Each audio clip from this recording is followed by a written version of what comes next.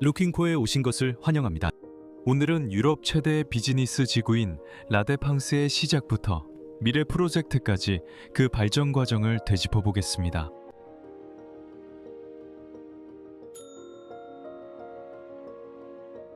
매일 아침 프랑스 한 도시의 인구에 맞먹는 사람들이 라데팡스에 도착해 하루 일과를 시작합니다. 약 380만 제곱미터에 달하는 사무실 공간, 100m가 넘는 61개의 타워, 그리고 이 지역에 위치한 약 500개의 대기업 덕분에 라데팡스는 오늘날 프랑스 수도에서 가장 중요한 비즈니스 지구이자 면적 기준으로 유럽 최대의 비즈니스 지구입니다. 이 비즈니스 지구는 국제 무대에서 큰 자부심을 가질 수 있습니다. 현재 런던, 뉴욕, 도쿄에 이어 세계에서 네 번째로 명성이 높은 비즈니스 센터이기 때문입니다. 이곳에는 세계적인 다국적 기업들의 본사, 유명한 학교들, 그리고 연간 4,200만 명의 방문객을 자랑하는 유럽 최대의 쇼핑몰까지 자리하고 있습니다. 그러나 라데팡스는 오늘날처럼 항상 역동적이고 매력적인 지구는 아니었습니다. 오늘날 우리가 알고 있는 현대적이고 번영하는 지구가 되기 전 라데팡스는 한때 파리로 이어지는 단순한 거리였습니다. 이 거리는 현재 두아르 루아얄 또는 더 일반적으로 파리의 역사적 축이라고 불립니다.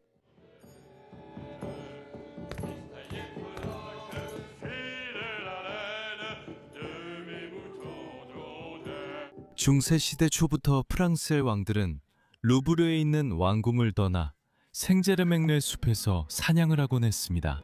이를 위해 그들은 셰맹드 라쇼시라고 불리는 고든 길을 따라가며 세느강을 나룻배로 건넜습니다. 그러다 1606년 6월 9일 금요일, 앙리 4세 왕과 마리드 메디시스 왕비의 마차를 실은 나룻배가 세느강에서 갑자기 전복되는 불행한 사건이 일어났습니다.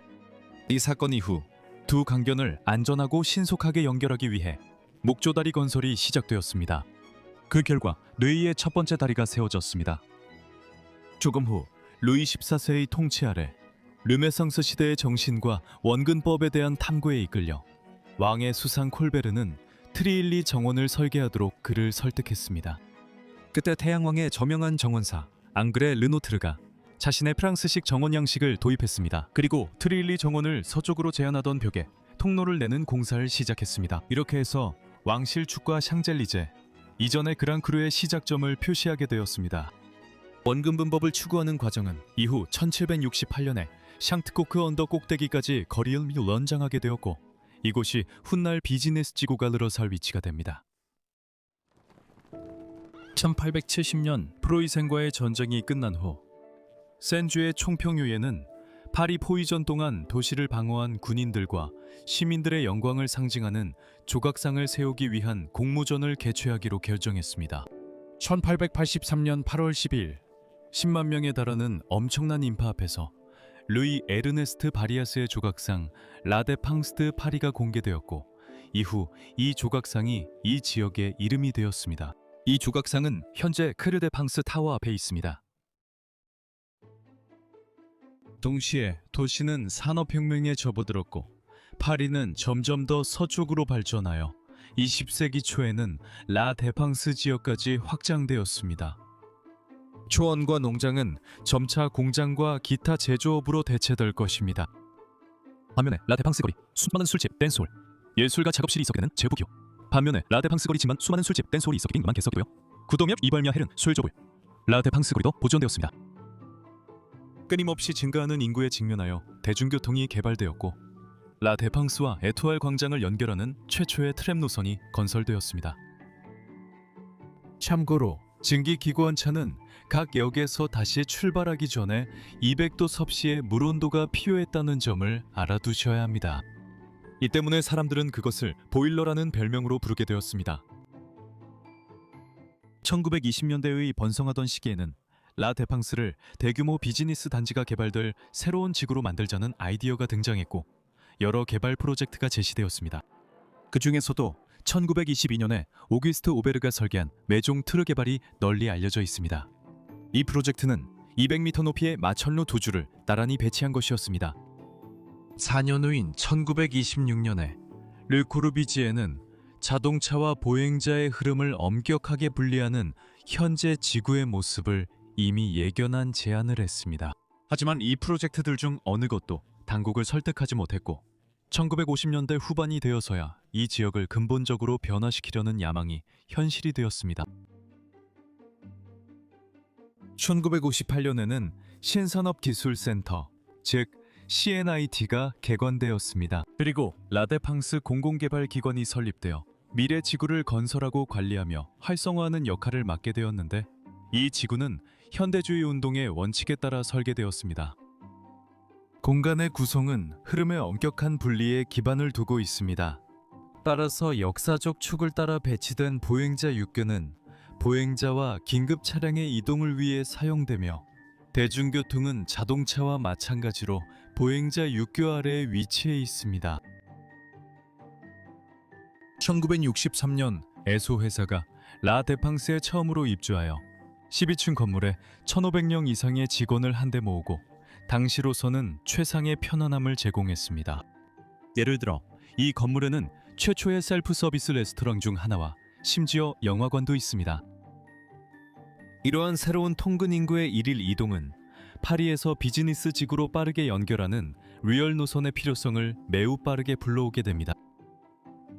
1970년 1월 19일 SNCF역이 야외에 개장되었고 1976년에 보행자 육교로 완전히 덮이게 됩니다. 첫 번째 열차들은 역사적인 축 아래를 지나 지구와 플라스트 레투아를 연결하며 시속 100km 이상의 속도로 단 4분 만에 운행하게 됩니다. 하지만 메트로는 1992년 4월 1일 에안의 다리에서 라데팡스로 이어지는 1호선 연장으로 실현되었습니다. 이 프로젝트는 천천히 구체화되었고 스키어 수송을 전문으로 하는 기업가들은 라데팡스 정상과 뇌이 다리를 연결하는 스키리프트 건설을 제안하기까지 했습니다. 정말 웃긴 생각이네요. 라데팡스의 마천루와 관련해서 1세대 건물들은 1960년대에 지어졌으며 이 타워들은 바닥 면적이 42m 곱하기 24m이고 최대 높이가 100m인 초기 모델을 따랐습니다. 가장 먼저 지상에 세워진 것은 1966년에 준공된 노벨 타워였고 곧이어 오로 타워, 유럽 타워, 그리고 카딜리오네 타워가 뒤를 이었습니다.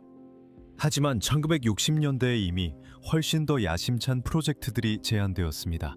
1962년 폴락 타워처럼 750m 높이의 거대한 방송 타워로 600m 높이의 고공 레스토랑이 들어설 예정이었습니다. 이 타워는 현재 그랑 아르슈가 있는 자리에 세워질 예정이었지만 높은 비용과 실익이 불확실했기 때문에 결국 건설되지 않았습니다.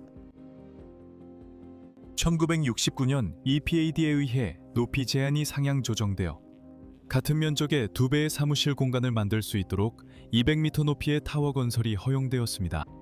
그래서 1970년대 두 번째 세대의 타워들이 탄생했고 프랑스에서 가장 높은 주거용 타워인 투르드 프랑스 드밀과 같은 최초의 주거용 타워들도 등장하게 되었습니다. 이 세대를 대표하는 오피스 타워들 중에서 갱 타워가 두드러집니다. 1974년에 준공되어 180m 높이에서 비즈니스 지구의 입구를 알렸지만 갱타워는 수도에서 너무 잘 보인다는 이유로 언론과 파리 시민들의 분노를 피하지 못했습니다. 또한 피아트의 거대한 타워도 같은 해에 준공되었으며 오늘날에는 아레바 타워로 알려져 있습니다. 하지만 1973년 석유 파동은 부동산 시장 붕괴의 원인이 되었고 수년 동안 수십만 제곱미터의 사무실 공간이 비어있게 만들었습니다.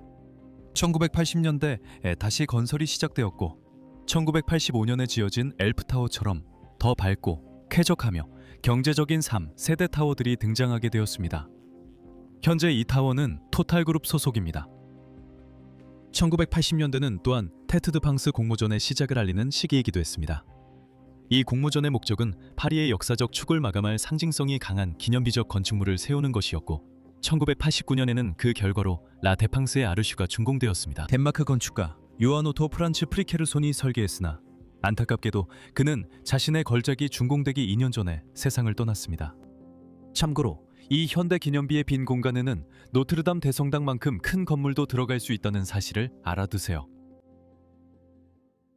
마지막으로 그랑아르슈의 건설은 네 번째 세대의 타워들이 등장했음을 알리는 신호이기도 합니다. 이 타워들은 훨씬 더 밝고 전면이 유리로 되어 있으며 사무실 공간도 더 넓고 에너지 효율성도 높아졌습니다.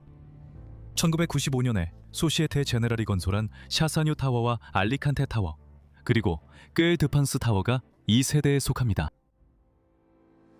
하지만 이 시기에도 야심찬 프로젝트들이 있었습니다.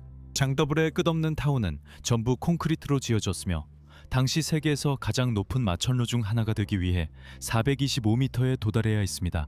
하지만 이 프로젝트는 다시 한번 재정적인 이유로 중단되었습니다. 2000년 초 라데팡스에서는 공간이 부족해지기 시작했고, 개발업자들은 CBX와 엑살티스 타워에서 볼 수 있듯이 종종 원형대로 가장자리에 있는 좁은 부지를 차지하기 시작했습니다. 지역의 미관을 유지하기 위해 2006년 이페디 회장이었던 니콜라 아르쿠지는 장 도벨이 설계한 파타워와 시그널 타워, 두 개의 300m 높이 마천루를 상징으로 하는 비즈니스 지구 재생 계획을 추진했습니다. 첫 번째는 집단 소송으로 인해 계속해서 미뤄졌고, 두 번째는 피토 시장의 지속적인 반대로 인해 빠르게 좌초되었습니다. 장 도벨은 다시 한번 재정적 제약으로 인해 실패했습니다. 실제로 2008년 금융위기는 시그널 타워의 두 투자자를 파산하게 만들었고, 장 도벨은 다시 한번 자신의 프로젝트를 접을 수밖에 없었습니다. 3년 후 악사 타워의 리노베이션이 완료되어 트루퍼스트가 되었고, 높이는 159m에서 231m로 늘어났습니다.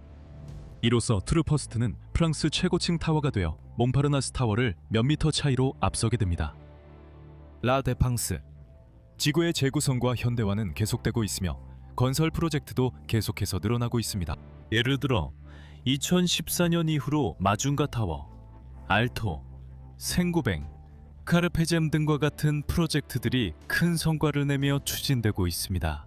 그리고 특히 제가 가장 좋아하는 런던의 거킨을 강하게 떠올리게 하는 D2 타워가 있습니다. 또한 최근 완공된 장드벨의 에클라 타워처럼 200m가 넘는 매우 아름다운 프로젝트들도 진행 중입니다. 최근에는 토탈그룹의 미래 본사가 될 링크타워의 공사도 시작되었습니다. 2025년에 완공될 예정인 이 건물은 높이 242m로 국내에서 가장 높은 타워가 될 것입니다. 또한 시스터스 타워와 자르댕 드라르조 타워도 2025년에 계획되어 있습니다. 마지막으로 최근 건설 계약을 따는 최신 프로젝트는 오디세이 컴플렉스입니다. 이 프로젝트는 투로퍼스트 뒤에 위치한 3개의 고층 빌딩으로 이루어진 웅장한 복합단지로 2026년에 건설될 예정입니다. 이 새로운 타워들에 대해 좀 더 알고 싶으시다면 2025년까지 라데팡스에 계획된 새로운 마천루에 관한 제 영상을 시청해 보시길 권해드립니다. 이 영상은 아래 설명란에 있습니다. 이 지역들의 역사와 관련해서 우리는 여러 번 라데팡스를 위한 가장 야심찬 프로젝트들이 항상 취소되어 왔다는 것을 알 수 있습니다. 대부분 재정적인 이유나 정치적인 이유 때문인데, 프랑스에서는 대체로 여론이 고층 건물 건설을 선호하지 않기 때문입니다. 하지만 라 데팡스에서는 실용적인 이유로 마천루가 완전히 정당화되고 파리 성벽 밖에 위치해 있기 때문에 역사적 유산과 도시의 오스만 양식 정체성을 보존할 수 있습니다. 다른 많은 비즈니스 지구와 달리 라 데팡스는 프랑스 수도의 역사를 반영합니다. 루브르에서 개선문까지 이어지는 역사적 축 덕분에 라 데팡스는 현대 프랑스 역사 속에 자신을 위치시킬 수 있습니다. 이 지구는 프랑스의 경제적 성공을 반영하는 동시에 프랑스 조경 건축을 연상시키는 대칭성과 함께 세계에서 가장 독특한 스카이라인 중 하나를 제공합니다. 오늘은 여기까지입니다. 재미있게 시청하셨길 바랍니다. 그렇다면 좋아요 버튼을 누르고 채널을 구독해주세요. 시청해주셔서 감사합니다. 곧 다시 찾아뵙겠습니다. 안녕히 계세요.